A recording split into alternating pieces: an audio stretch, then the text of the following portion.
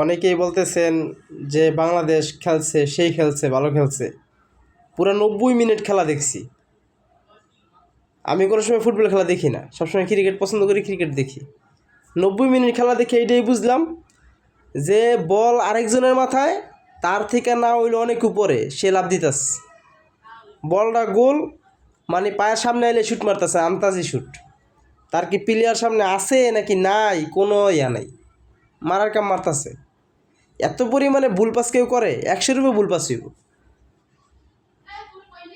তারপরে second time যে জিনিসটা গোল, কয়টা মিস করলো, এত কেউ মিস করে।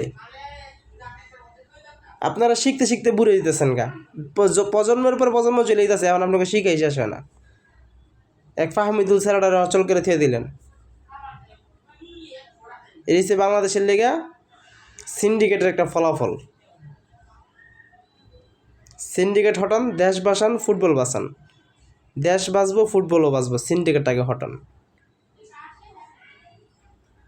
তার সাথে কত ভালো খেলছে ইন্ডিয়া, ইন্ডিয়ার প্রশংসা করেন, বাংলাদেশের প্রশংসা না কইরা। আমাদের তো কখনো লজ্জা হয় না।